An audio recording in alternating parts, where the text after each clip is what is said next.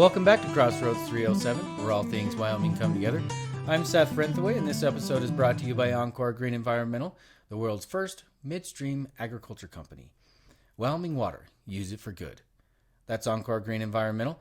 www.encoregreenenvironmental.com. You can check them out there or reach out to them at 307-369-4444. If you have oil field byproduct water currently being disposed of from or on your property and you'd like to explore repurposing that water into your agriculture operation, Encore Green Environmental is the only agriculture midstream company in the country that has a fully permitted process for doing just that. Give us a call and we'll get you going. That's Encore Green Environmental, 307-369-4444. All right. Today, we're talking dads in Wyoming. Zac Martin has headed up an organization called Kids Deserve Dads. The mission statement on their website, kidsdeservedadswy.com, reads, to help kids have meaningful relationships with both parents by maximizing parenting time, quality experiences, promoting shared parenting so kids grow to be their best. If you'd like to know more about Kids Deserve Dads and what they're up to, check them out at kidsdeservedadswy.com or reach out to them at 307-521-0129. They're helping out in Colorado, Nebraska, Wyoming, South Dakota. Here's how the interview went. Enjoy. All right. We got Zac Martin on the show. Thanks for coming on, brother. Thanks, Seth. Appreciate having you. Yeah. Zac Martin is a director of Kids Deserve Dads. Kids Deserve Dads, yeah. So tell me a little bit about Kids Deserve Dads. I know I've obviously followed a lot on Facebook. I've known you for quite a while. Right. I know a little bit of the story, but nobody else out there does. Right. So tell me a little bit about what Kids Deserve Dads. Why does it start? What's the goal? What are we doing? Okay, so started in November of 2017 and did it out of my personal experience of going through a separation. Oh. My son was 6 months old when we separated. Mm-hmm. And my plan was that we just would share time, Yeah. I want to be a dad, I want to be there, and she told me that that's not how it works. And that One of the coolest things you ever said to me was, dude, I want to be a dad. I was like, Zac, you'd be a great dad. Yeah, I love being a dad. Yeah. Best thing in the whole world. I would never change that experience. Maybe how I've gotten to experience being a dad, but I think that being a dad and having the opportunity to help shape somebody and make them into a better version of themselves is a magical experience. It's what life's all about. Right. It Totally. really is. Yeah. So you have your baby boy. Yeah. Okay. And then what? And then we split up. So that happened in the summer, and it was really rough, And I ended up having to get a lawyer, and they basically kind of told me that, the first lawyer had agreed to give me 10 hours every 2 weeks. I had them every day. I read a World War I book by Adam Hirschchild. Okay. If you've ever read any of his books, they're long. Yeah. So, and it's a World War 500-page World War I book. So my son's first book was a 500-page Oh, World wow. War I book, and I read that to him. And I spent every night reading that book to him. And as a little baby, he doesn't care. He's just happy to be in my lap. Wow. And then I went from that to having 10 hours every 2 weeks. What's your little boy's name? Elijah. Elijah. Yeah, Elijah Zachary Martin. Easy. A little easy Martin. Martin. Yeah. Cool. So that was kind of the experience, and from that I knew that something was wrong, and I had to fix it, and there was nobody doing anything. Because you didn't have any time with him, really. And Right. you were missing to have time with him, and it didn't seem like anybody cared. Anybody cared. Okay. It's just kind of the way it goes. And almost nothing you could do about it. Right. And there's no resources. There was nobody out there to help me out. I checked around. There's no state organizations. There's no groups. There was nothing. And so I thought, we need somebody out there who can actually help guys going through this situation and talk about it and deal with it and make some changes. And my lawyer, original lawyer, I fired her and hired another lawyer. Mm-hmm. He's a state representative, Jared Olson, and he told me he was Good guy, like Jared. he was going to be working on a bill, and if I wanted to help him out, he'd be happy to have my help. And So let's back up here just a little bit. Right. So tell me, so you're having a hard time getting more custody and more visitation and that kind of thing, and that specifically, I'm just kind of spelling it out for parenting time. Parenting time. And then we're working on changing the language of the statute and stuff. Exactly. to get rid of Who wants just custody visiting time? and right? visitation? And your time is you're a parent. Mm-hmm. And I think that they really do it to degrade people and stuff. And we have a bad problem where the non-custodial parents typically leave and aren't involved after 3 years of that because they're disempowered, they're controlled by the other parent, and nobody cares. The system just wants your money. So everything I know about you and is great guy, want to take care of your son, want to be a great dad. Why do you think that you? I mean, what is the deal? Why are you not having the time and the parenting time with Easy that he needs and that you need? I mean, is it just that somebody law issues, legal issues, or how did that come about? I mean, is it the? I think that the way that the system's set up is that the person who leaves the relationship and takes the kid is considered the fit parent, and the other person must be a criminal. And they treat you like you're a criminal if you split up. I see. And so the system rewards the person who I say is the least committed in the relationship. And that person who's least committed leaves, takes the kid, holds them hostage, and that person's rewarded with custody, control, and money. So just for the record, kids deserve dads, but if I understand you, I already know the answer to this, but right. You don't think that kids don't deserve moms? No. Shared parenting, equal parenting time, or as close as you can have it. I mean, not everybody can do those things. We live in an energy-rich busy state, lives. and people have, like people out there. People might be truckers. They might be in the military. They might be working in oil fields. People travel for jobs and stuff, and so just doing 50-50 week on, week off, it doesn't work for everybody's situation. Yeah. And so, I think that the system is extremely lazy. Okay. And that the system, because in its laziness, said, well, just make a really simple thing for us to control the situation and make us money. Yeah. The system makes a bunch of money off of this. Okay. And so let's make ourselves a bunch of money and make it so one person's a weekend visitor and the other person has all the control and power and gets to make all the decisions. And in some ways, I mean, because I've had obviously some experience with the system and kids and things like that and parenting, and there's always an emphasis put on one parent or the other, but really there's always at least claimed to be the best interest of the child.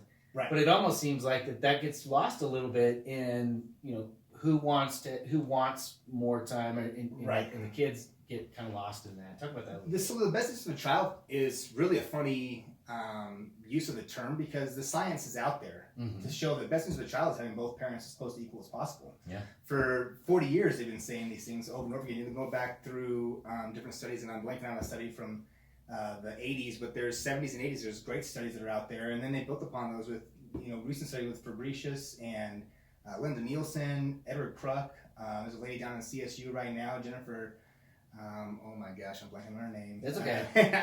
But Jennifer, she's gonna kill me. You said CSU? CSU. Okay. Yeah. We've been actually working quite a bit with those guys too. I do. Yeah.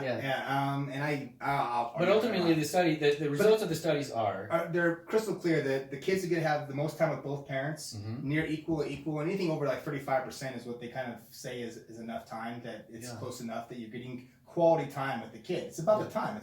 It's not the kids. They don't care about the money. They want the time with their parents. Sure. And that time is what they need to have. But the system's designed and set up that the state is out there incentivized to separate one parent and have them be a payer, because the state gets to collect money from the federal government through the Social Security Act for that. So the Social Security Act of 1975, Title 4D, actually set up the system where all the states then went to after that, where they made one parent the custodial parent, one parent the visitor. So the visitor then paid money, and then the states got to use DFS and child support services to collect that money, and then the federal government. So wait, as a visiting parent, you have to pay to visit your kid? Yep. You're kidding me? No. Wow. So every month I have to pay, and if you have to pay DFS every month. I pay child support services at DFS. Yeah. Okay. Now to make which they have a gigantic building over on. I mean, they're a huge building over on Central Avenue. Yeah. What's really interesting. Persian. No, they went on Pershing too. Burby. Oh, okay. There's another one. There's actually like 4 buildings. I didn't realize that. I thought they were just over on Pershing, but anyway. They have Pershing, the old monkey wards, and they have the one over right by diagonal across from the courthouse. Okay. Is where the lawyers are at for child support services. Wow. And then DFS has like 3 floors of the halfway building. Wow. Okay. Yeah. Jeez. So I go in there and pay big bucks. I go in there and pay them cash every time, because I want to feel the resources that the state has against me and against our movement and against our kids. Well, the thing that I find interesting is, like, when you say you've got to go to like DFS and pay them a fee so that you can have visitation with your own son. Right. It almost seems like, I mean, that would seem like something that was reserved for like a criminal or something. You know what I mean? Like somebody who had done something wrong and needed to have like some supervision over your kid or something. That's not you. Right. Well, I mean, they make everybody do that. I mean, that's what I'm saying. You can either mail it in or you can go there and do it. I like to feel it. I want to walk in. I want to ride the elevator. I got you. I want to know who. I see what you're saying. Because I think as part of the movement that they're against shared parenting. I mean, I think how many state jobs would go away if we had shared parenting everywhere and they didn't get to collect, $500 off every non-custodial parent. So let's talk about some of the what are the consequences of a father absence in the home. And I know, and I watched and I just know you personally, right? That's not where you are. You're wanting. You wouldn't be doing this if you didn't care. You right. obviously want as much time as you can get. So that's not you. Right. But what are the ramifications? Or I know you've had some studies and stuff. So yeah. No, there's having particularly not fathers in the home, right? I mean, I think it's almost obvious what would happen if you didn't have a mother in the home, right? I mean, that's a difficult thing, and everybody sort of gets that. Right. But for some reason, it just gets lost of what is actually not being provided to a boy or a girl when their dad isn't in the home. Well, I think you lose so much by not having both parents in the home because moms and dads love different ways. You know, they discipline different ways. They teach lessons different ways. Mm-hmm. They go.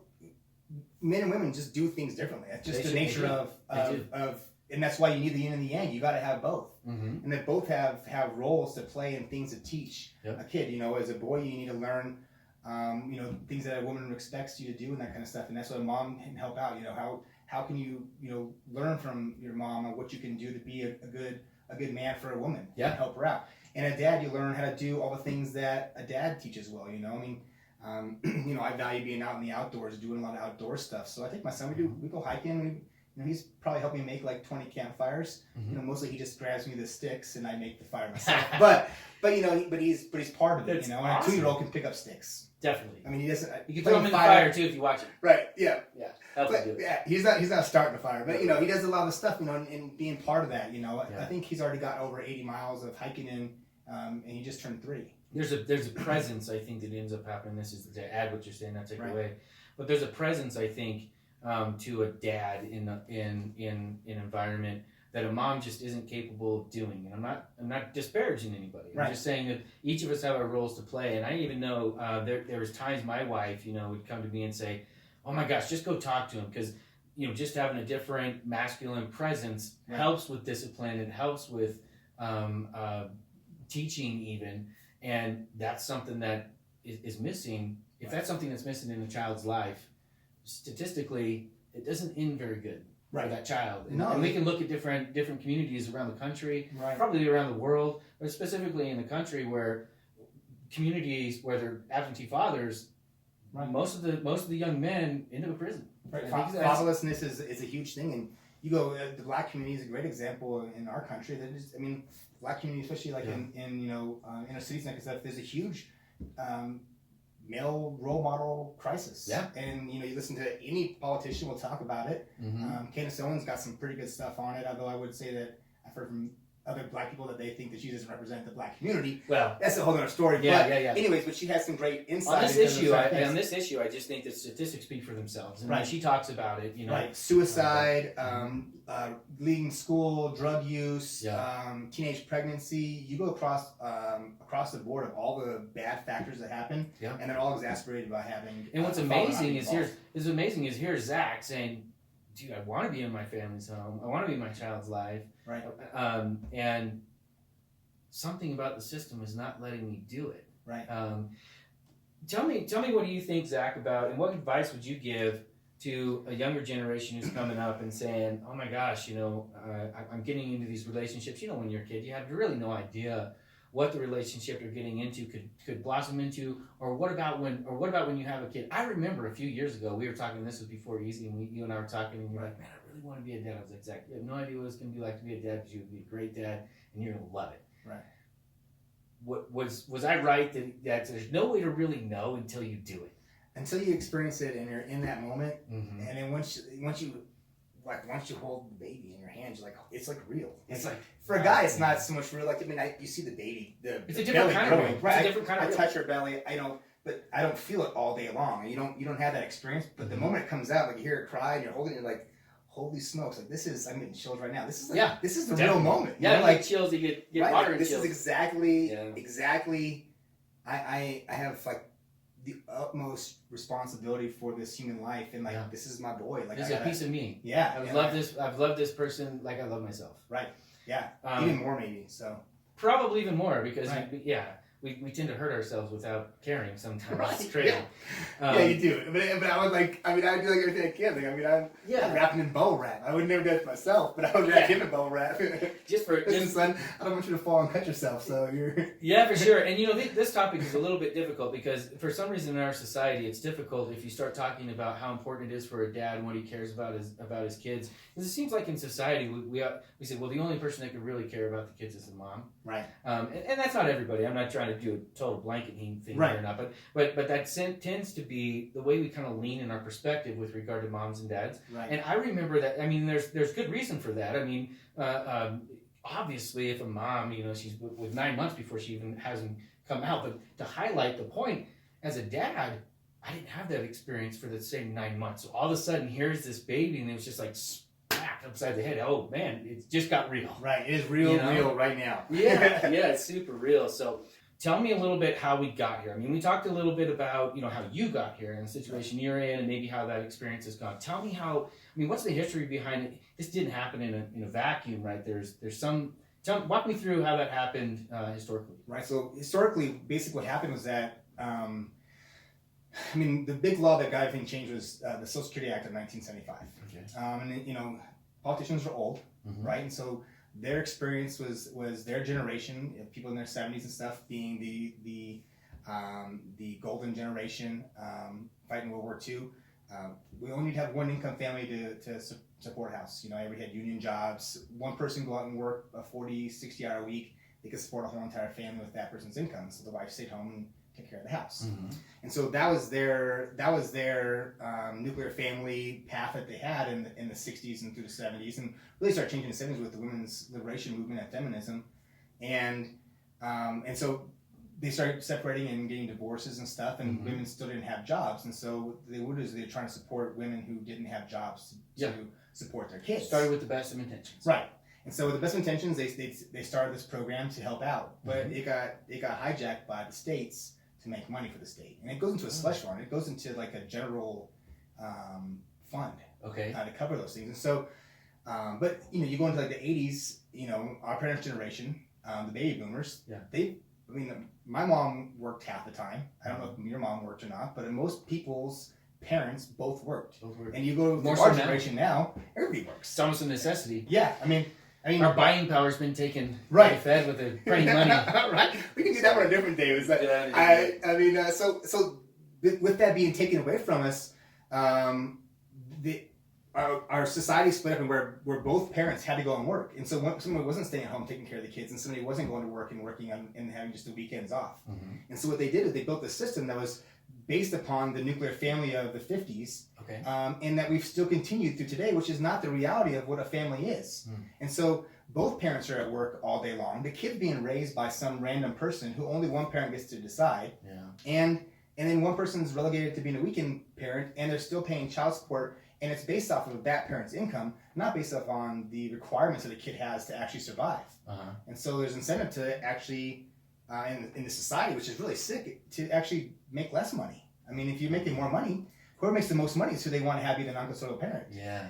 So if you're making no money, then the system actually rewards you with, housing and all this other stuff that is out there that should be used to help build people up, as opposed to be like, well, I'm just going to do nothing and I'm going to take all this and make it. Which is a great segue into what I was mentioning that what kind of wanted to talk about was how has the system in the past incentivized father absence? I mean, we talked about it a little bit ago in the Black communities. That seems like everybody always wants to point towards the Black community, but it's really just anybody who's poor, right? Who's taking money off the system. But we do see it a lot in the Black community. But it's talked about a lot in politics. When you listen to news channels, they always want to talk about everybody's pandering to somebody. Right. But the issue's real. Right, it's real, and it's real for everybody. Yeah. 24 million kids are growing up with their dad's in the home. Yeah, and so earlier on, if I'm understanding, you correct me right if I'm wrong, because you're a little bit more up to this on this. But as I understand, if you were a single mother and you're on welfare, you were able to get a higher payment per month if you were single and you had more kids. Right. So it's like the system, like you said, if you're poor enough and you don't have anything, you can actually make money or provide for yourself and have a living by, number one, taking the dad out of the home and having more kids. Get housing, get food, get child support payments, and you have dads at multiple dads, especially if you can get dads who are the first kid. Uh-huh. The first kid gets the most money, and then as they have kids with other women, they get less and less money because it's based on how much their support is off of their income at that time. And so then the first kid always gets more support, and then you get less support based on the kids that go afterwards. So really, it's incentivized to be the first baby with the dad who's not involved. And system typically it's like 84% of the time the woman gets custody and the man gets custody in what is that, 17% of the time? Probably, yeah. Roughly. Yeah. So there. yeah. Wow. Okay, so to recap, we've got an issue with incentivizing father absence. Mm-hmm. We've got an issue with when we do have separations and we have fathers who are wanting to participate in the home. The system's kind of designed, I'd hate to say discouraged, but it really is discouraging that. I mean, it works against that with probably the best of intentions, thinking that the best thing is to be with the mother, and they're not wrong. We do want to be with the mother, but why are we forgetting about the other half of the family nucleus? I think they had it with intention on the old generation, and then it's transitioned into a money-making scheme for the state. Okay. And so actually, do you it might have began with that as the intention when they wrote the Social Security Act of 1975. Mm-hmm. Then all the states made all these laws, seeing the loophole that was out there and how they could make money off of this by collecting child support payments. And so, by being able to collect child support payments, they actually changed the laws through the 80s to then make it so you would have one parent being a parent and one parent being a visitor. The law in Wyoming, until we got it changed 2 years ago, was that if both parents didn't agree to shared parenting, you could not have shared parenting. Oh, wow. So then you had to go to court to fight, and one parent would get to be a parent, one parent would be a visitor. Wow. Now with that law change we had 2 years ago, and then the case of Brugman versus Brugman that came right afterwards, and that set precedent that you can actually have both parents have shared parenting without both parents agreeing to it. Oh, okay. So that it was unless you were to be able to prove that for some reason one fit, right? Which is actually a pretty high bar to meet. I've had some people talking about they think XYZ is unfit parenting. It's only a judge's. A judges has the choice right now. So the way I want to have the law, so it's not really even spelled out. No, it's judges' prerogative if they actually let it happen. And it's happening so infrequently. And that's part of my internship or externship that I'm doing this summer with law school, which I'm doing law school now because I think we need a lawyer on the. That's dedication, bro. So yeah. Look, if you leave, listen, if you're trying to get a hold of your son and you want him to come be a part of his life, and you switch career fields and go back to school so you can become a lawyer to try to help. Yeah. That's dedication. Yeah, I was before all this court stuff, I was thinking I was going to be retired. It goes really way too fast. It's a big deal. It's a big deal. Props to you. No kidding. Lawyers in courts take a lot of money. It's expensive, but I wanted to go back because I want to help people out. So I'm gonna make this change, and I'm gonna do it upright, and they're not gonna stop me. So what's next? So I remember that a while back we were talking, not this legislative session, but the last legislative session. I hadn't followed through with everything that you've been doing, but you were saying that there were some changes you were trying to help get done. Did those get done, or those didn't get passed? The last one didn't pass, and I got beat up by the bar, and a bunch of lawyers came and spoke against my bill for shared parenting. And so that's kind of what influenced me to go and become a lawyer, because they got a lot of weight added to their words because they were lawyers. Yeah. And the bar was in support of them killing my bill, and they killed it. And so what was the bill for? It was for shared parenting. It was just to say, hey, we need to have 50-50. Yeah, 50-50 from the get-go and start off with. And we just started a law. We just do a law. Right. Yeah. What was the opposition? The opposition was that you need if you split up, it's because somebody's unfit, and that we have to go to court. Like, who believes that? The lawyers, so they can make a bunch of money. Well, that's just crazy. Yeah, I mean, like, it doesn't mean somebody's unfit. Right. People break up all the time, and sometimes maybe even most times, for no really good reason. It shouldn't have. I mean, I could tell you plenty of times when I've broken up with people with no good reason. Usually it's just because people were maybe, honestly, we don't get along, and we don't have similar views. We're not inexperienced enough. Right. Usually it comes down to, frankly, it comes down to and commitment, because what is at the heart of commitment is selflessness, right, or selfishness, right. And that's usually being vulnerable and being open. I think there's so many things that people just don't get into and stuff. And I love vulnerability. I think being vulnerable is that's the ultimate key to that's the way to freedom. It's the way to live, because you got to lean into the vulnerability. There's actually a YouTube video by Brene Brown. I like Brene Brown. It's amazing. Right. If you guys ever go out, look at Brene Brown. Yeah, Brene Brown. Go check it out. It's I don't know how long it goes, but I remember watching it, and she gives it. Her TED Talk is good. Yeah. Oh, it's unbelievable. Well, it's just even before the TED Talk. She does one at the University of Houston.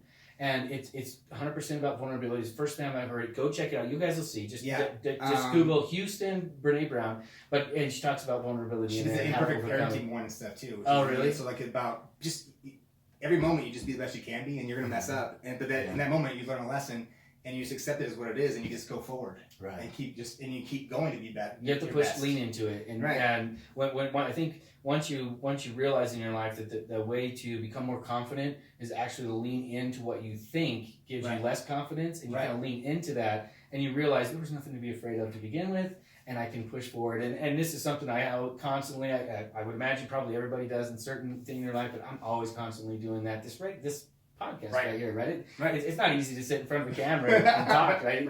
That little thing right there. I feel like I'm like Garth sometimes. Yeah. so eyes looking at me. Yeah. So what is it? Okay, so we've got just a little bit of time here. Totally off. That's okay. We got a little bit of time here though. But tell me. Brene Brown plug's always good. So it is definitely. We need to get a hold of her. She needs to do a plug for Crossroads 307 and Kids Deserve Dads. No doubt. Well, Zach, thanks so much for coming on the show. Is there anything you got your website, don't you? Yeah. You can go ahead and get some merch. Actually, you can get some merch. Actually, the best way to get merch is to hit me up on Facebook, Kids Deserve Dads /Wyoming. I was working on getting it started in a couple of places. I got accepted to law school, and I kind of slowed down a lot of that work. But we're still.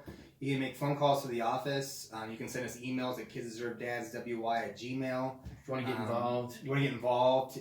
Facebook's the best place. All of our events are on Facebook. We have a car show coming up. We're going to do our Fatherless Day rally this year and a car show on the same day. There's a lot of drinking events going on Father's Day weekend, but not a lot of parenting things and kid-friendly things. Yeah. And so we thought this is a good opportunity for us to actually make it that weekend. We had a car show last year, and we did a different weekend, and I think doing it on the same weekend, we're going to have our Father's Day rally at the courthouse to protest, and we have one going to Cheyenne, one going to Laramie, one going in Casper, probably one in Sheridan this year. So we're going to have 4 Wyoming Fatherless Day rallies this year. We're hoping to get 150 people-ish between the 4 of them, which is pretty good. We've been getting about 100 in Cheyenne the last 2 years. Yeah. So it's going really good. But to maybe get 50 people between the other 3 would be pretty solid. And all of the money that goes towards the merch and stuff is all help to support those kind of events. Yeah. I don't pay myself anything. We don't pay anybody anything to do any work. It's all volunteers. Yeah, get one of those. New era. Yeah. So real nice. Real nice. I like it. Yeah, make sure you don't see my hair. Don't look at my hair. You don't want to see my hair. So. But all this stuff goes to help the cause and help us to get it out there. This summer, I'm working on an externship through law school where I'm actually going to go and do all the research because Wyoming doesn't report electronically. I'm going to every district court to actually do all the research on all the child custody cases that have happened since we passed the law in 2018 until present. And then I'm going to rewrite the child custody and a bunch of other. What do you need to do to be able to have more time with your kid? I mean, are you getting more? Are you getting any? I get 8 days a month, and I get him 8 days straight. So I haven't seen him in 24 days in a row. And what would it take for that to change? Do you think? The judge to decide that I get to have it because she is empowered by the system that says that she gets to have control. So. That's amazing to me because if the idea is that the reason why we need to cut back time for one or the other, the dad or the mom, is because they're an unfit parent. Can you tell me how many unfit parents are out there doing different programs and putting on different events to try to just get some time with their kid? Right. No, it's not. Pretty awesome, Zach. Thanks, man. Yeah, no, I appreciate it, and I appreciate them coming on here and stuff. And I think there's a lot of things that are happening, and I think that things are changing. You go across the country. South Dakota just had their bill shut down in the Senate today, but they went through the House. Missouri's got a bill. Oklahoma had a bill that got shut down. Kentucky's already passed a rebuttal presumption of shared parenting bill, and it went through really well. You look around. Oregon's working on a bill. I believe they have one coming out in their House also. There's quite a few states that are putting them out there. Kansas was working on one. I don't think that it actually got introduced. Iowa's had a few different bills they're working on. Are you being able to kind of get that kids that are dad around in these other areas too? Is that the nice thing, you're social going to media law is school, great, right? You're going to law school too, so it's not like I talk to them all the time. I mean, I spend a lot of time talking to guys. I talk to some of the national groups. There's some national groups like Americans for Equal Shared Parenting. Mark Ludwig and I are good friends, and we talk fairly regularly. The Father's Rights Movement is huge.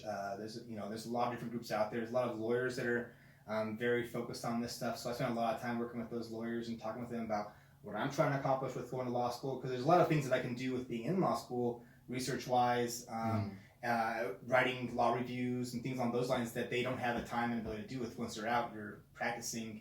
Yeah.